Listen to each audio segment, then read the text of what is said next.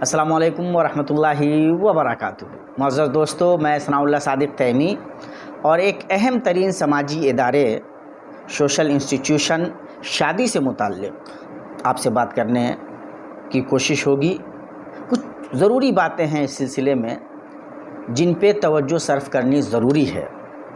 آج کی مادیت پرست دنیا نے بطور خاص مغربی تہذیب نے ہمارے اوپر جو اثرات مرتب کیے ہیں، ان میں سے ایک بڑا اثر یہ بھی ہے کہ ہم زندگی کو صرف مادی نقطۂ نظر سے دیکھنے لگے ہیں اور اس کی چپیٹ میں نکاح اور شادی کا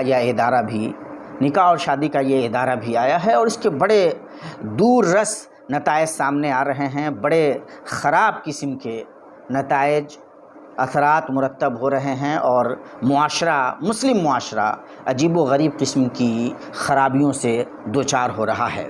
اسلام میں شادی کی بڑی اہمیت ہے، اس کی فضیلت ہے۔ اللہ تبارک و تعالیٰ قرآن کریم میں ارشاد فرماتا ہے وَلَقَدْ أَرْسَلْنَا رُسُلًا مِّن قَبْلِكَ وَجَعَلْنَا لَهُمْ أَزْوَاجًا وَذُرِّيَّةً۔ اے اللہ کے نبی صلی اللہ تعالیٰ علیہ وسلم، ہم نے آپ سے پہلے بھی رسول بھیجے ہیں اور ہم نے ان کے لیے بیویاں اور بچے بنائے ہیں۔ ان کے پاس بھی بیویاں تھیں، بچے تھے، یعنی شادی کرنا یہ نبیوں کی سنت ہے۔ نبیوں نے شادیاں کی ہیں، اللہ کے نبی صلی اللہ تعالیٰ علیہ وسلم نے شادی کی اور آپ صلی اللہ تعالیٰ علیہ وسلم نے اس کو اپنی باضابطہ خصوصیات میں سے، اس امت کی نبیوں کے طریقے میں سے اس کو آپ نے بیان فرمایا کہ ہم شادی کرتے ہیں اور وَأَتَزَوَّجُ النِّسَاءَ فَمَنْ رَغِبَ عَنْ سُنَّتِي فَلَيْسَ مِنِّي، کہ یہ ہمارے طریقے میں داخل ہے کہ ہم شادی کرتے ہیں۔ کوئی اگر ہمارے اس طریقے کے خلاف جائے تو وہ ہمارے طریقے پہ نہیں ہے، ہمارے راستے پہ نہیں ہے۔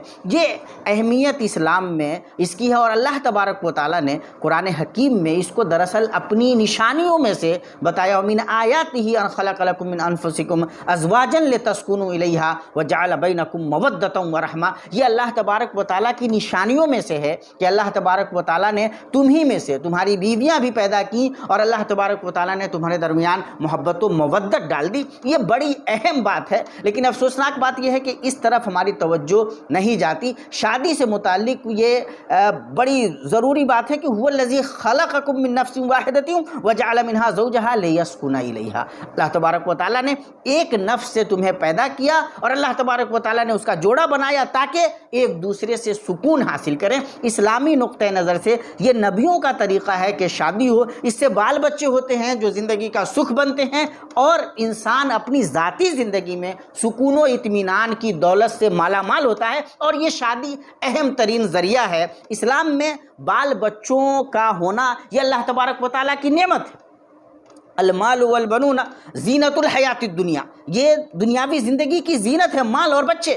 یہ اللہ تبارک و تعالیٰ نے قرآن میں فرمایا ہے اور اللہ کے نبی صلی اللہ تعالیٰ علیہ وسلم امت سے یہ چاہتے ہیں کہ یہ زیادہ سے زیادہ تعداد میں ہو۔ تزوجوا الودود فإنی مکاثر بکم الامم، زیادہ سے زیادہ بچہ دینے والی اور محبت کرنے والی خواتین سے شادی کرو کہ میں قیامت کے دن تمہاری تعداد زیادہ ہوگی تو میں فخر کر سکوں گا۔ یہ اللہ کے نبی صلی اللہ تعالیٰ علیہ وسلم بھی چاہتے ہیں۔ آپ غور کیجئے اس ایک حدیث پہ بھی کہ انسان جب مر جاتا ہے تو اس کے پیچھے اس کے سارے اعمال بھی ختم ہو جاتے ہیں، لیکن 3 اعمال باقی رہ جاتے ہیں۔ اذا مات الانسان انقطع عنہ عملہ الا من 3، الا من صدقۃ جاریۃ او علم ينتفع به او ولد صالح يدعو له۔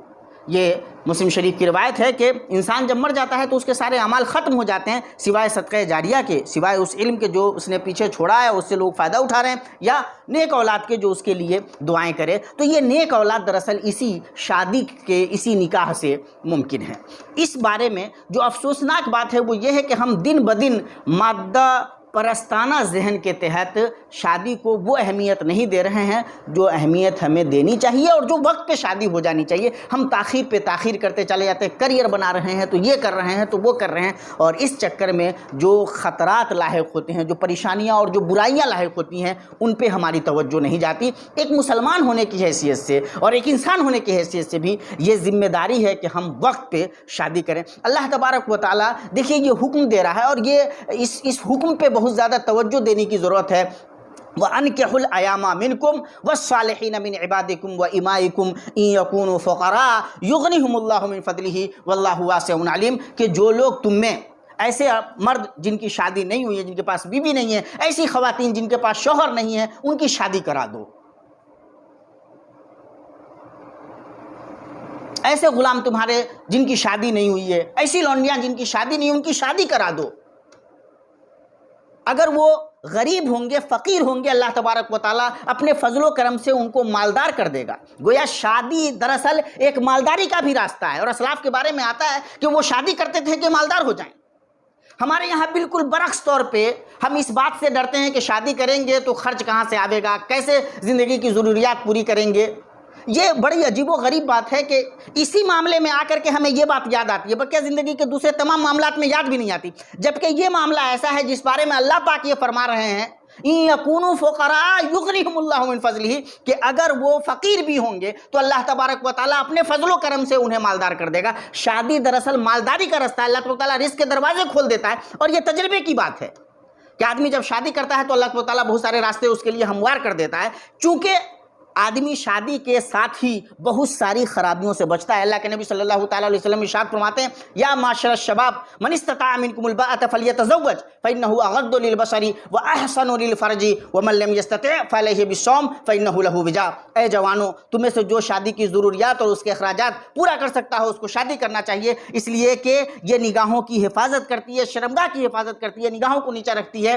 اور جو اس کی استطاعت نہ رکھے اسے روزہ رکھنا چاہیے. شادی کرنے سے آدمی اپنی نگاہوں کی حفاظت کر لیتا ہے، شرمگاہ کی حفاظت کر لیتا ہے، ہر طرح کے وساوس سے بچ جاتا ہے. اس کے جسم کو جو ضرورتیں ہیں ان کی شرعی اعتبار سے، اخلاقی اعتبار سے جو بہترین راستہ ہو سکتا ہے اس راستے سے ان ضرورتوں کی تکمیل ہوتی ہے. انسان ہر اعتبار سے اچھا ہوتا ہے، پھر وہ پوزیٹیولی بہت مثبت طریقے سے آگے بڑھ پاتا ہے. جو بھی کام کرتا ہے اس کام میں وہ اچھے طریقے سے دل من لگا پاتا ہے اور نتائج اچھے حاصل کرتا ہے. اللہ کے نبی صلی اللہ تعالیٰ علیہ وسلم ایک حدیث میں ارشاد فرماتے ہیں من تزوج فقد استکمل نصف الدین فلیتق اللہ فی النصف الباقی. اگر آدمی شادی کرتا ہے تو جیسے وہ آدھا دین مکمل کر لیتا ہے، اب آدھے دین سے متعلق اس کو اللہ تبارک و تعالیٰ سے ڈرنا چاہیے. اسی طرح اللہ کے نبی صلی اللہ تعالیٰ علیہ وسلم کی ایک حدیث ہے کہ آپ صلی اللہ علیہ وسلم فرماتے ہیں من یضمننی ما بین لحییہ ورجلیہ اضمن لہ الجنہ. جو مجھ سے اپنی شرمگاہ کی اور اپنی زبان کی ضمانت لے، میں اس کے لیے جنت کی ضمانت دیتا ہوں. اور یہ شادی دراصل اس پس منظر میں اگر دیکھیے گا تو سمجھ میں آئے گا کہ یہ شرمگاہ کی حفاظت کا سب سے ضروری اور اہم ترین ذریعہ ہے. کہ ظاہر ہے ایک شرعی جو طریقہ ہو سکتا ہے، اور یہ ضرورت ہے، اللہ تبارک و تعالیٰ نے فطری طور پہ انسان کے اندر یہ چیز ڈالی ہے، تو اس کا شرعی طریقہ بہت اچھا راستہ اللہ تبارک و تعالیٰ نے شادی کی شکل میں دیا ہے. اس لیے روحانیت نہیں ہے اسلام میں. شادی وادی آپ نہیں کر رہے ہیں، آپ کو کوئی مطلب نہیں ہے. اسلام یہ نہیں چاہتا. اسلام چاہتا ہے کہ آپ باضابطہ ایک اچھی زندگی گزاریں، آپ کی جو فطری ضرورتیں ہیں ان کی تکمیل ہو، اور اس کے لیے یہ جو سب سے اچھا راستہ ہے وہ راستہ آپ اپناویں. اسی لیے اللہ کے نبی صلی اللہ تعالیٰ علیہ وسلم نے ان 3 لوگوں کو ڈانٹا جو یہ کہہ رہے تھے کہ رات بھر نمازیں پڑھیں گے، کبھی سوئیں گے نہیں، جو یہ کہہ رہے تھے کہ وہ کبھی کسی عورت سے شادی نہیں کریں گے. اللہ کے نبی صلی اللہ علیہ وسلم نے ان کو ڈانٹا جو کہہ رہے تھے کہ ہمیشہ روزہ رکھیں گے، کبھی بنا روزے کے نہیں رہیں گے. اور آپ نے فرمایا کہ میں بھی شادی کرتا ہوں، میں سوتا بھی ہوں، نماز بھی پڑھتا ہوں، روزے بھی رکھتا ہوں، تو جو میرے راستے پہ نہ رہے وہ ہم میں سے نہیں ہے. تو یہ سمجھنے کی ضرورت ہے کہ اسلام میں اس کی بڑی اہمیت ہے کہ آدمی وقت پہ شادی کرے. اور اس معاملے میں دیکھیے جتنی زیادہ تاخیر ہوگی آپ کے مسائل بڑھیں گے، مسائل حل ہونے نہیں جا رہے ہیں. اور یہ عجیب و غریب ہمارا کمزور ایمان ہے جو ہمیں بار بار یہ سمجھاتا ہے کہ ابھی یہ کر لیں وہ کر لیں تب شادی کریں گے. آپ شادی کریں، اللہ تبارک و تعالیٰ اور بھی راستے آپ کے لیے کھولتا چلا جائے گا. وقت پہ شادی کریں گے، آپ کریں گے تو اور لوگ بھی کریں گے، اور اس طرح سے سماج ایک بہتر سماج بنے گا. ورنہ ایسا نہ کرنے کی وجہ سے مسائل زیادہ پیدا ہوتے ہیں. اور جب یہ زندگی اس انداز میں اور آدمی اس عفاف کے اس ارادے سے شادی کرے، اللہ کے نبی صلی اللہ تعالیٰ علیہ وسلم کی ایک حدیث ہے، آپ صلی اللہ علیہ وسلم فرماتے ہیں ثلاثۃ حق علی اللہ عونہم. 3 ایسے لوگ ہیں جن کی مدد کرنا اللہ تبارک و تعالیٰ نے اپنے اوپر حق کر لیا ہے، واجب کر لیا ہے. اللہ تبارک و تعالیٰ کا حق ہے کہ اللہ تبارک و تعالیٰ ان کی مدد کرے. ایک تو وہ جو اللہ کی راہ میں جہاد کر رہا ہے، المجاہد فی سبیل اللہ، والمکاتب الذی یرید الادا، اور ایک ایسا غلام جو اپنے آقا سے معاہدہ کر لے اور وہ ادا کرنا چاہتا ہو، اور والناحق الذی یرید العفاف، اور ایسی شادی کرنے والا جو شادی سے چاہتا ہو کہ وہ عفت و عصمت کا دامن تھامے رہے، جو پاکیزگی اختیار کرنا چاہ رہا ہے، اس کی مدد اللہ تبارک و تعالیٰ ضرور کرتا ہے. تو اگر اس شادی کے راستے پہ ہم آئیں گے، اللہ تبارک و تعالیٰ ہمارے لیے راہیں ہموار کرے گا، معاشرہ اچھا بنے گا. اور اس کو شادی کو بہت کیا کہتے ہیں اس کو آسان اس میں نہیں دیکھنا چاہیے. یہ بڑا عظیم ترین ادارہ ہے، یہیں سے ساری زندگی، سارا معاشرہ بنتا ہے، یہیں سے دیکھیے خاندان بنتا ہے.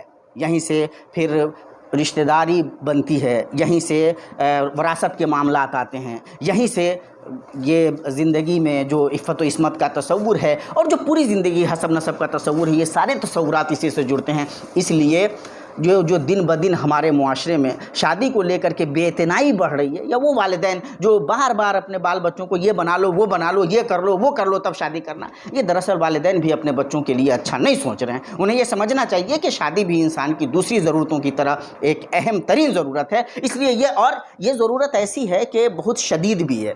تو اس لیے اگر ٹائم پہ ہو تو انسان بہت سارے غلط راستوں سے بچ جاتا ہے، لیکن اگر یہ اس میں تاخیر ہو اور غیر ضروری تاخیر ہو تو بہت سارے مفاسد کے راستے اور دروازے کھلتے چلے جاتے ہیں۔